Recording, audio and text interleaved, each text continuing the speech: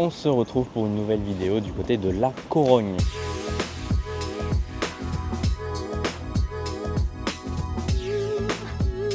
Est-ce qu'il y a un meilleur endroit pour débuter cette vidéo? Regardez-moi cette vue sur cette mer, cette ria de La Corogne. C'est la troisième partie. Alors sur la deuxième partie et la première, si tu ne l'as pas vu, c'est juste ici.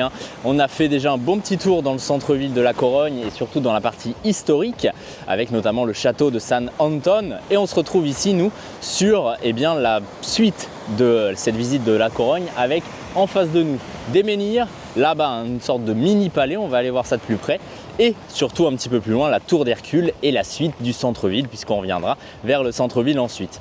Donc c'est parti, on continue notre exploration de cette ville de La Corogne.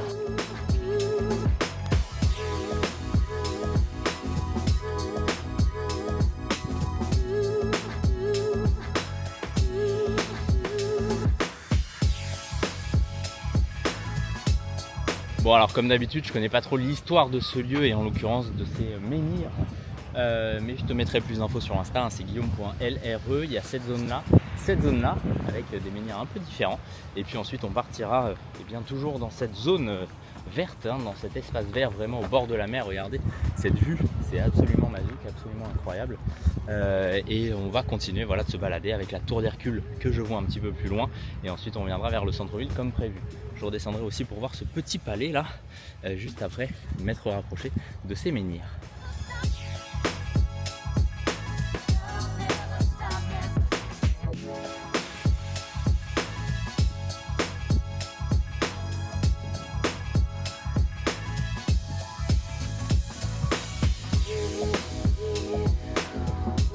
Bon, la vue est assez ouf, et surtout je suis tout seul ici, il n'y a absolument personne avec moi. C'est assez incroyable. Alors on est un peu excentré quand même par rapport au vrai cœur de la ville, la vieille ville avec la place principale, etc. Mais c'est assez fou d'être seul là, à cet endroit, avec cette magnifique vue. Regardez ça. Franchement, on ne peut pas rêver mieux. Donc là, j'arrive au niveau du petit palais, je suis redescendu, on va aller voir ça de plus près, puis ensuite on repart dans l'autre sens.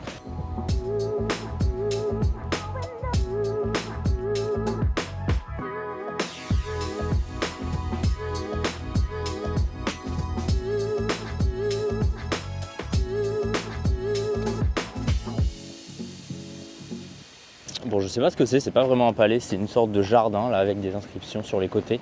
Il y a plusieurs fois marqué le mot Hercule, donc j'imagine que c'est en lien avec Hercule. A priori, ça a été construit en 2006. Voilà, c'est ce que j'ai trouvé en tout cas comme information. C'est vraiment impressionnant, toutes ces petites roches là, ça rappelle un peu la côte sur laquelle on était il y a quelques temps. D'ailleurs, si tu n'as pas vu les dernières vidéos, c'est juste ici de toute cette exploration de l'Espagne. Pour l'instant, on en a déjà fait un petit bout, ça fait plus d'un mois qu'on est dans cette aventure. Donc on continue tout ça. Là, ça se profile devant nous, on va jusqu'au bout, et puis voilà, on se laisse porter comme d'habitude.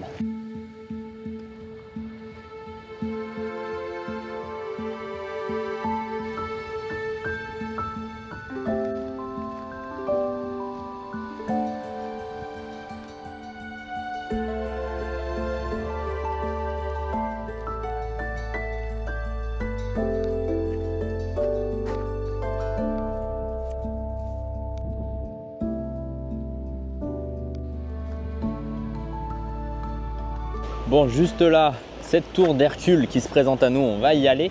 C'est l'endroit, le bâtiment, le monument même le plus important ici à La Corogne. Et tout ici, on a une petite pointe, on va dire, mais j'ai un peu la flemme d'aller jusqu'au bout. Donc je coupe pour une fois.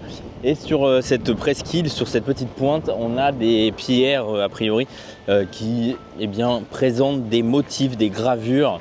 On ne les voit pas très bien en réalité, mais ils ont réussi a priori à les voir et à les distinguer. Donc voilà, c'est de l'archéologie pure en milieu naturel. Nous, ce qu'on va faire, c'est qu'on va longer tout simplement cette petite zone, puisqu'on n'a pas le choix. De toute façon, comme tu peux le voir, il y a là-haut et il y a la mer. Et puis on se dirige vers cette tour d'Hercule qui a priori vaut le coup.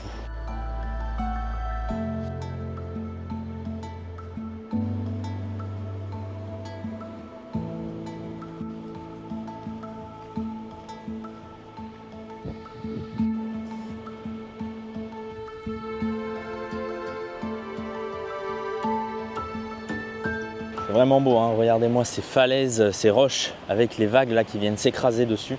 C'est vraiment sympa, ça me rappelle un peu sur la côte de Santander, c'était un peu la même chose là pour aller jusqu'au niveau du phare du Cabo Mayor. D'ailleurs, si tu n'as toujours pas vu la vidéo, hein, elle est juste ici, ou là, je ne sais plus de quel côté, mais bref, elle est disponible.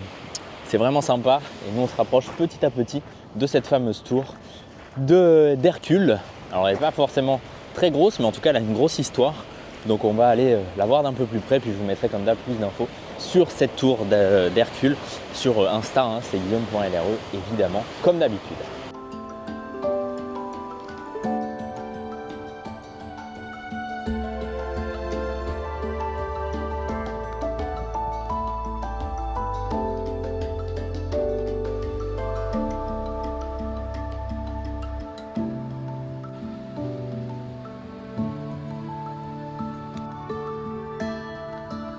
Bon voilà, cette tour d'Hercule, on va monter après en haut et le problème c'est que c'est en contre-jour donc on ne la voit pas vraiment très bien.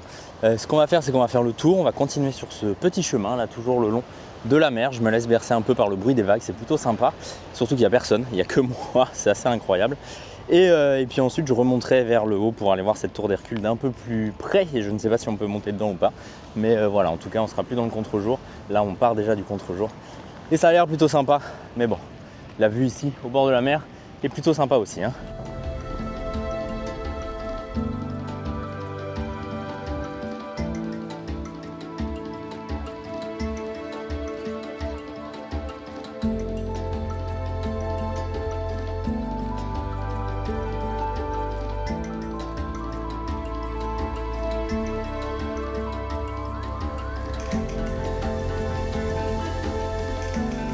Ça y est, j'ai grimpé un petit peu par une sorte de sentier et on est arrivé devant cette tour d'Hercule, donc on va s'en rapprocher. Je ne sais pas si on peut rentrer dedans encore une fois, mais en tout cas on va aller la voir d'un peu plus près, on va en faire le tour et puis on va comprendre un peu mieux son histoire.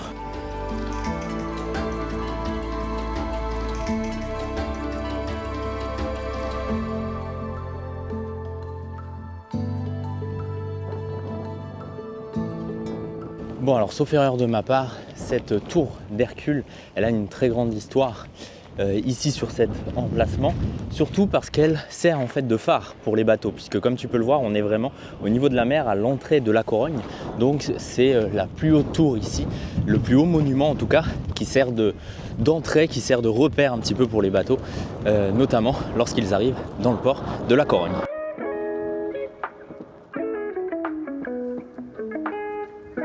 Bon et bien écoutez, on domine toute cette ville de la Corogne.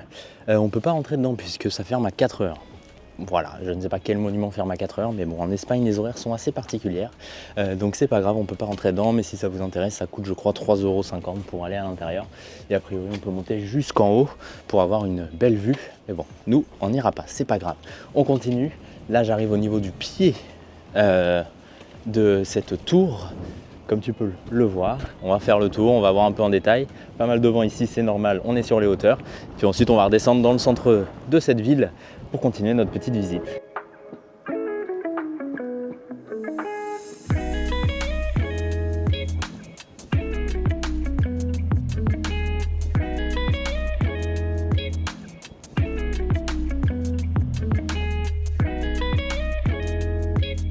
Bon alors pourquoi cette tour est particulière? Parce qu'en soi ça reste une tour et surtout un phare eh bien, en pierre. C'est d'une part parce qu'il a été construit en 1791, alors la dernière en tout cas époque où il a été construit c'est en 1791, mais il date à cet emplacement du 1er siècle et de l'époque romaine. Donc c'est aussi pour ça que c'est très important. Il est d'ailleurs classé à l'UNESCO, si je ne vous dis pas de bêtises, depuis bien longtemps, depuis le 27 juin 2009. Voilà. Donc c'est aussi pour ça que c'est assez intéressant. Malheureusement on ne peut pas rentrer dedans, peut-être qu'on reviendra dans les prochains jours pour y aller. Mais voilà, en tout cas ce n'est pas qu'une tour, ce n'est pas qu'un phare, c'est l'un des bâtiments, l'un des monuments qui reflète un petit peu l'histoire de cette ville de la Corogne et surtout c'est le premier phare qui permet ensuite aux bateaux de se diriger pour aller vers le port de la Corogne. Donc ça a son importance également.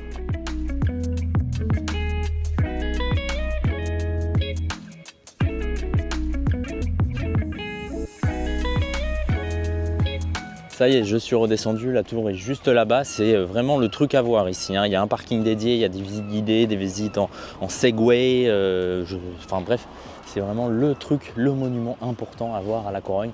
Et tout est fait un petit peu autour de ce monument.